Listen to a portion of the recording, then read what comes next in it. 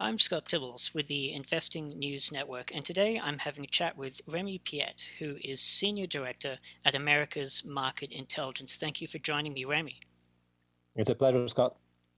And today we're going to have a chat about Brazil. So, to give some context, in the past few weeks, there's been an escalating rift not just between Brazil and France, but potentially between Brazil and the European Union, which only recently signed a trade deal. That rift seemingly started by comments about Emmanuel Macron's wife. Then, in early September, Bolsonaro, Brazil's president, was quoted taunting Michelle Bachelet, who was twice president of Chile and now serves as the United Nations Commissioner for Human Rights, by praising her torturers in the Pinochet regime for making Chile a success story. Jair Bolsonaro wants to improve Brazil's image, but his administration appears to have descended into a particularly bitter bout of name calling. From the mainstream media's point of view, he has certainly raised Brazil's profile thanks to what I've just mentioned and all the rest. But, Remy, does this mean anything to the resources industry and its investors? Is Brazil a jurisdiction that is becoming a serious reputational risk? Well, there's several ways of answering that question. I mean, does it has a clear impact on the natural resources sector? Not specifically. Will have an impact on obviously the standing of Brazil in international affairs and on the Brazilian economy as a whole. The jabbing between Macron and Bolsonaro led to Macron pulling out of the trade agreement between the European Union and Mercosur, something that the economy of Brazil and more importantly of other countries in Mercosur, especially Argentina, is in dire need. So this has definitely some consequences. When you're talking about whether or not Brazil is on, let's say, the list of countries with a severe reputational issues for investors, this has to some extent always been the case with issues in the Amazonian forests, questions of corruption, questions of insecurity, the informal miners getting pedos activities next to mining sites. It has only been strengthened by the recent position from a right-wing leader that's been elected, obviously to move away from the PT administrations for the last decade in Brazil and severe corruption in the country, but swinging to the other extreme has led to a president that now is really trying to use nationalistic claims and disputes with other world leaders to get some more support under his own name. Here, clearly, on that specific case, you have an attempt by the Bolsonaro administration and Bolsonaro himself to move away from headlines against allegation of corruption on his son, but also trying to foster some support under his name by claiming that Macron and other world leader at the G7 had put in place some questioning over the sovereignty of Brazil over the Amazon region, which has never really been the case. But that's something that obviously Bolsonaro is trying to boast on media to try to move forward with more of a nationalistic platform and discourse to get some support in Brazil, and to some extent it's actually working. Okay, and speaking of the attention that Brazil's been getting, so on September 10, the Washington Post reported that illegal miners were protesting the Brazilian government's attempts to crack down on environmentally deleterious activity in the Amazon. One particular line in the story that was very interesting was saying that the miners say they feel betrayed by the administration that they helped elect. So, has Bolsonaro perhaps backed himself into a corner between international opinion and environmentalism in the Amazon, which has been drawing so much attention around the world? Well, you do have clearly some claims from informal miners or illegal miners, also called garimpeiros, that Bolsonaro was their main candidate because he had claim and say that he would actually reduce environmental regulations on mining and maybe help some of those illegal slash informal miners being brought to have more supports on their claim on their own mining operations. In terms of industrial miners, I'm not exactly sure that the industrial miners would actually claim that Bolsonaro is turning the back on them. They're actually more worried about this reputational risk and this kind of a very controversial way of dealing with politics that Bolsonaro has. I mean, the industrial mining communities is always in favor of clearer policies and regulations that obviously Bolsonaro is not exactly a champion of right now. There's been some clear discourses and speech from Bolsonaro saying they would actually support the garimpeiros that plague the Amazonian forest right now, that are actually the cause of most of the environmental spills and impact on the Amazonian forest and water resources in Amazon. He has tried several times to try to calm down the activity of the federal police that burned some equipment from those illegal miners. He has tried to change a series of regulations, especially stripping the power of FUNAI, which is the ministerial body on indigenous affairs, and that has control over land decisions. But all this, Bolsonaro can only do what it can do within the limits of the Constitution. It has to be approved by Congress. And as much as there's some support in Congress to some key decision from the Bolsonaro administration, especially the Guedes Ministry of Economy on reforms on the pension plans and so on, there's no real support in Congress to some of these very extreme positions from the Bolsonaro administration of reducing the power of FUNAI or stripping the power of some of the indigenous leaders over their own legitimate claims on land. So here, this article was very interesting in the Washington Post, indeed, of showing this kind of alliances between the informal and illegal mining community and the Bolsonaro circle of support, and also including there some of the key leaders and interests in terms of the agro-industrial industry, in terms of changing regulation on the Amazon. It actually doesn't tell the entire story in terms of saying that the power of the presence in Brazil is limited. There are some clear, important elements in terms of congressional politics that every investors needs to be aware of, and also obviously issues of local politics, both at the mayor level and governor level here, in that has shapes clearly the potential for return on investment on mining investment.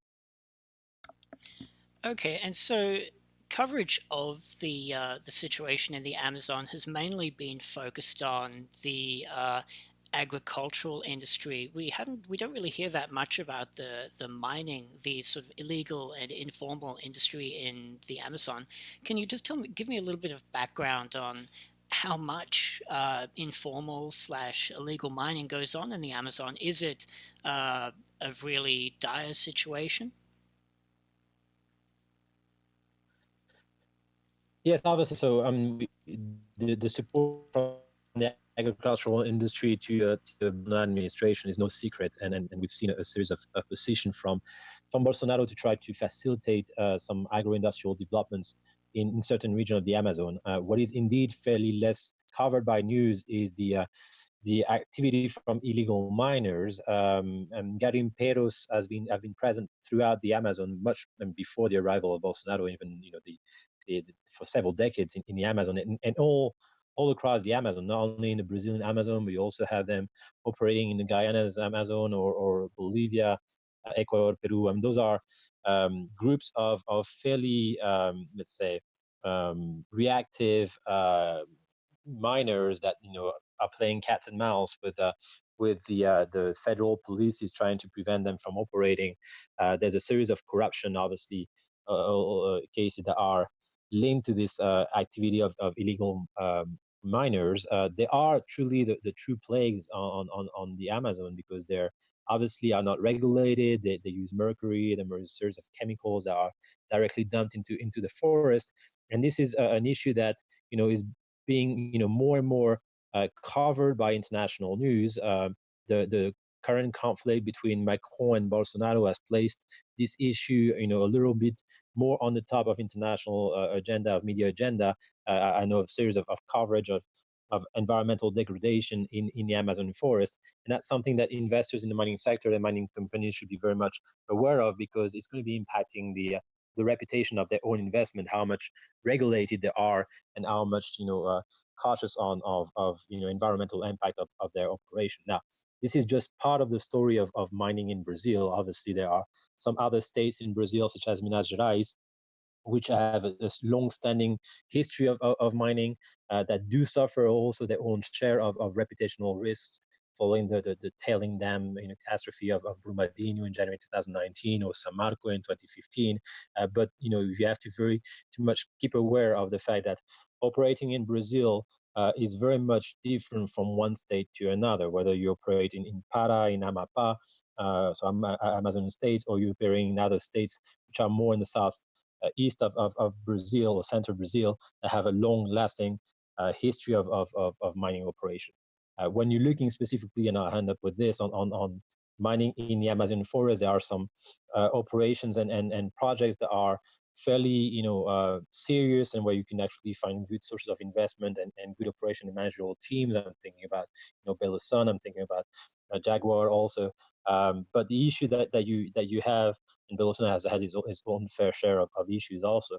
But the issue that you have is obviously the reputational backlash when Amapá and Para, two states in the Amazonian forest, were considered to be open for additional exploration for mining companies under the Temer administration. That led to a complete backlash with a series of social media campaigns from both well-organized NGOs, but also key personalities in the media sector or in the artistic world, or models such as Giselle Bundchen that started tweeting about it.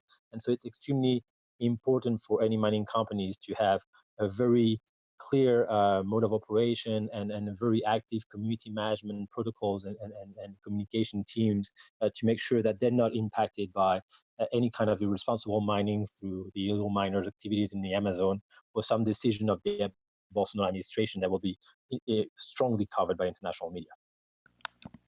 Okay, and so you've just mentioned the Brumadinho disaster. So everyone knows that happened at the end of January in 2019. It was very early in Jair Bolsonaro's tenure as president. 248 people died, 22 people are still missing. There's been a whole rash of arrests, and its owner and operator, Vale, is still in quite a bit of trouble. Can you just give me a bit of an update on what's going on with that now that we are 8 months on?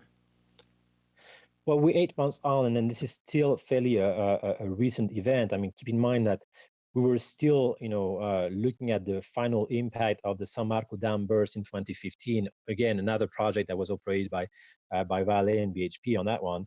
So 2019, we're still trying to assess the amount of damage and the amount of compensation that Vale should actually, cover. The issue here, obviously, is the blow to the mining reputation that it was already fairly deteriorated over the last few years in Brazil.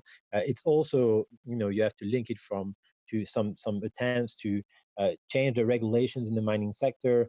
There were some claims from the Senate panel that some of the royalty levels should be increased to up to 40% for the very well operating mines to be able to cover for some of the dangerous tailings in Brazil. That's obviously has been pushed on the side because it was absolutely not serious and impacting the entire mining community for just the wrongdoing of one company. But you do have a series of debates. It's an issue that is very clear in the mind of the Brazilian population, as has left a strong mark on the Brazilian psyche on this one.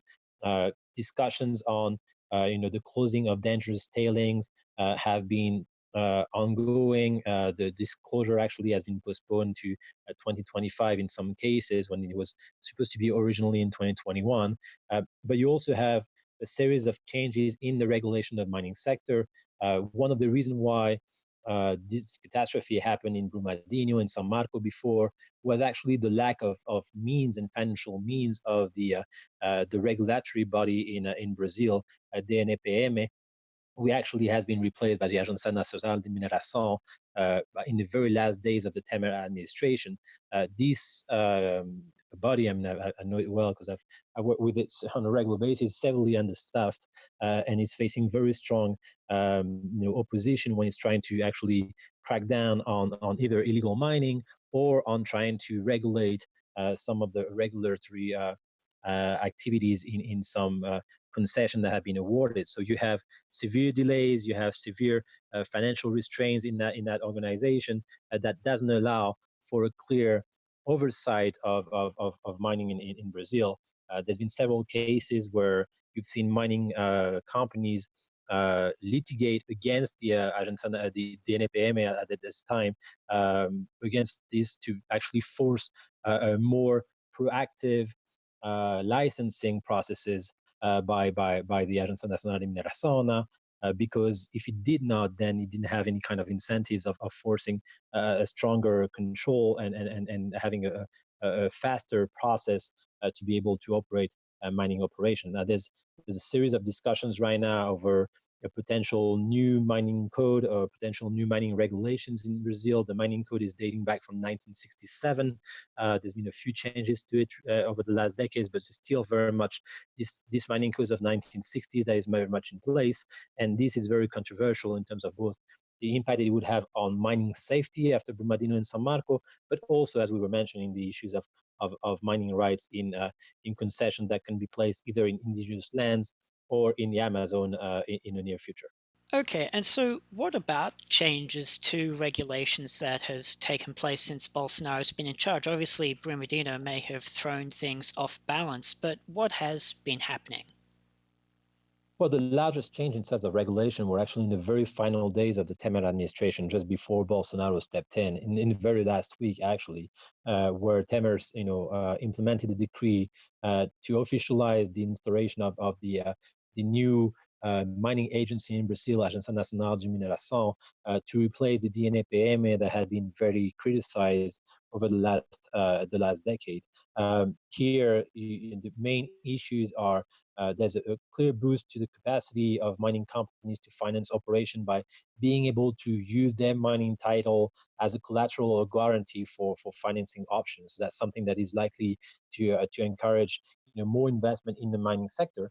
But at the same time, what you're seeing, which is kind of counterintuitive when we actually look at the positions from Bolsonaro, is that in that decree late last year, we have the implementation of stricter environmental regulation, especially in terms of mines closure. I mean, until fairly recently, you had no clear guidelines or obligations to the mining community to actually reclaim lands after mining operation. And this time, the regulations are set on paper, and that actually gives some much needed, clearer perspective as to what are the obligations of a mining operator in Brazil, and therefore limits the capacity of reputational backlash if it had actually not, been responsible in the way they would have operated its mine.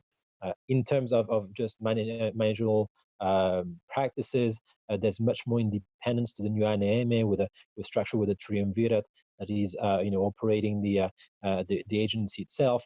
The new minister of mine that Bolsonaro put in place, Bento Costa Lima, is a former a Navy admiral, so he has a very much security-driven focus on the mining sector that might be interesting in terms of for investors and mining operations that are played by illegal miners around their mining sites. But you see that those changes have been implemented before the Bolsonaro administration.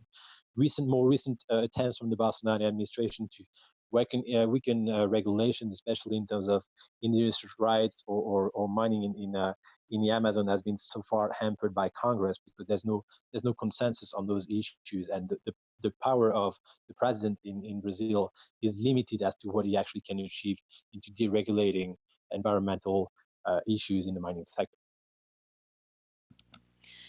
Okay, and so finally, let's just have a quick look at Argentina. So, the Argentina election is going to be held at the end of next month. So, from what we've just been chatting about Bolsonaro and from media coverage of him around the world, he's positioned himself as a Trump esque lefty beta president. And by the looks of it, Argentina could be on the cusp of electing a Fernandez ticket, which, as we know, Cristina Fernandez de Kirchner was the president for quite a long time just recently, and she was seen as a lefty.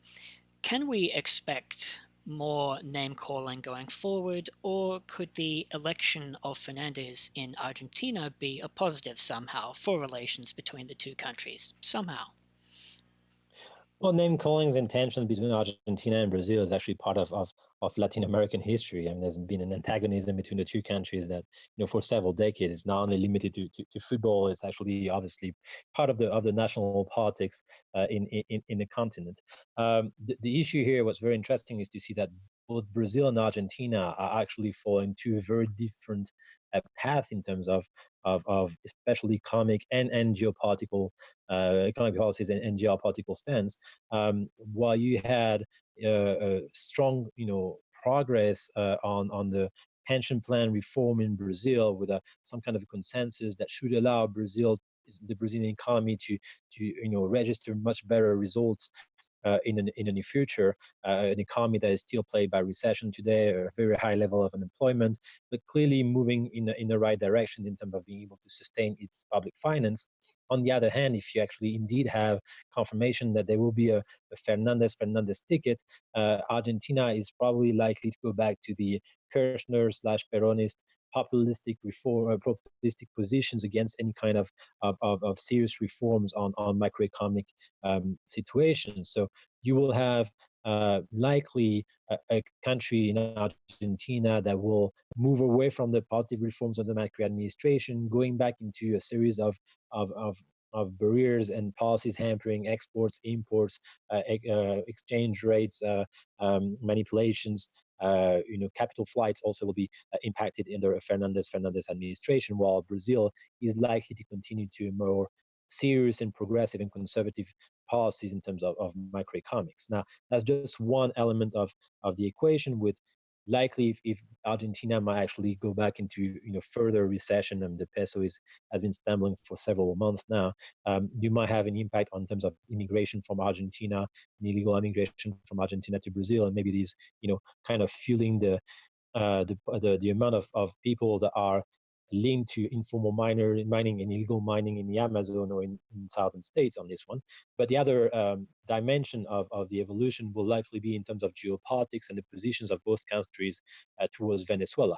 The position of Brazil is very much antagonistic to the Maduro administration, in line with the alliances that Bolsonaro has with Trump, while Cristina Fernandez de Kirchner, that would then be vice president of the next administration in Argentina, has always been much more keen to providing support to the leftist regime in Venezuela, and Maduro might actually find a very much support Argentina in terms of advancing and sustaining its own destructive regime in Venezuela. So that might be an issue that we will see in terms of name calling, of seeing Bolsonaro using a potential axis between Buenos Aires and Caracas to reinforce his nationalistic stance against what he calls a far left, dangerous position from both Venezuela and Argentina. Okay, and so the election in Argentina will be taking place at the end of next month, and no doubt we'll have a chat about that leading up to it. So I think that Well, we definitely. will wrap it up there, Remy. Thank you so much for taking the time to chat with me. My pleasure, Scott. And that was Remi Piet, Senior Director at America's Market Intelligence. I'm Scott Tibbles with the Investing News Network. You can find us at investingnews.com, and feel free to follow us at Facebook, Twitter, and LinkedIn. Thanks for listening.